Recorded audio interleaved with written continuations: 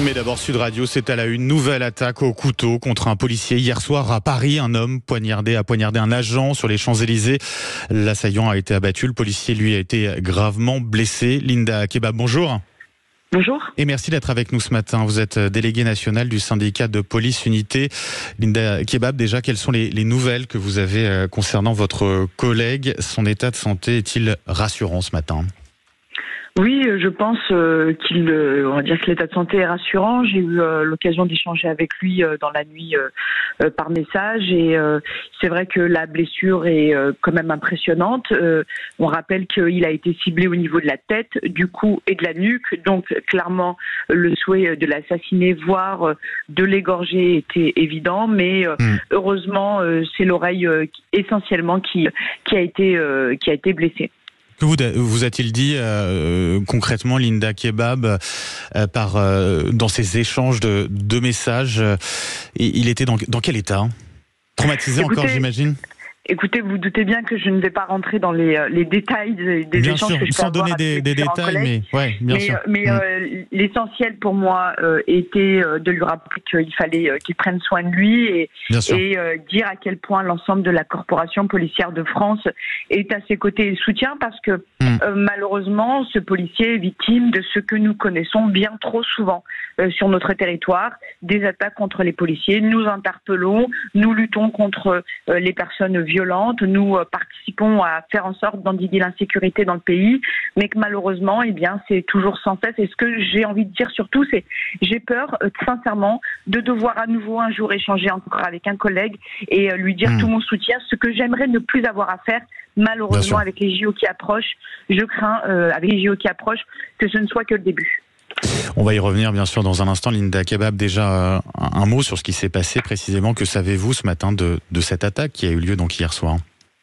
Alors, sans trahir le moindre secret de l'instruction, puisque les données sont publiques, les collègues ont été interpellés, enfin en tout cas ont été requis par l'agent de sécurité d'un grand magasin des Champs-Élysées pour une personne justement perturbateur, comme on dit vulgairement dans notre jargon. Et puis cette personne ne s'est pas laissée contrôler, évidemment, a tenté de fuir avant de prendre un couteau et d'asséner un coup sans mot dire à un des collègues de la patrouille. C'est un très jeune policier sorti d'école depuis une semaine environ, qui a riposté et heureusement réussi à neutraliser l'assaillant.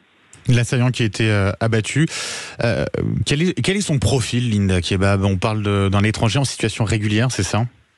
Oui, alors évidemment...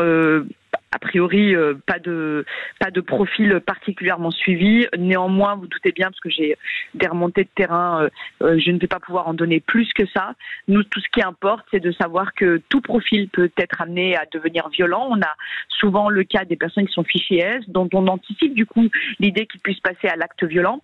Et puis, il y a tous ceux qui ne le sont pas, qui ne sont pas particulièrement connus des services de renseignement, de la documentation renseignement, et qui, à ce moment-là, peuvent aussi passer à la violence.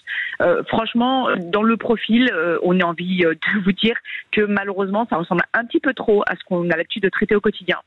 C'est-à-dire des personnes violentes, armées de couteaux, voire plus parfois, et qui malheureusement sont en liberté, parce que je tiens à le dire, je sais que ça peut paraître assez effrayant, mais dans les rues de Paris, dans les rues de grandes villes en France ou d'autres lieux en France, il y a bien trop souvent des personnes qui n'ont rien à faire dans les rues, en liberté, sans suivi psy ou sans suivi judiciaire, et qui sont malheureusement armées dans les rues. Vous pensez notamment à l'assaillant de la gare de l'Est? Parce que c'est quand même le deuxième policier, alors c'était un militaire lundi soir, poignardé en 3 jours, quoi. Oui, et ça fait beaucoup. On a le sentiment qu'il y a... alors, est-ce que c'est l'approche des JO? Est-ce que c'est la période estivale dont on sait que, malheureusement, la psychiatrie étant parent pauvre de l'hôpital, a tendance un petit peu à, on va dire, fermer des lits, parce qu'on rentre dans une période de congé. On ne sait pas, en fait. Ça, c'est les enquêtes qui le diront. Mais ce qu'on sait, en tout cas, c'est qu'en France, il y a un vrai problème de fond. Il y a un problème de fond sur le traitement, le suivi, la prise en charge des personnes potentiellement dangereuses qui sont armées. Encore une fois, ça peut être un suivi judiciaire avec l'enfermement, avec la réinsertion, mais ça peut être aussi avec le suivi psychiatrique. Ça, ce sont les enquêtes qui le diront, mais néanmoins, il y a un sujet en France, il y a un vrai problème avec une liberté donnée à des personnes, des individus qui sont totalement dangereux et qui sont armés et qui, bien sûr, s'en prennent d'abord aux policiers. Je tiens à rappeler que les agents des uniformes, à commencer par les policiers, sont les premières personnes ciblées par les attaques au couteau.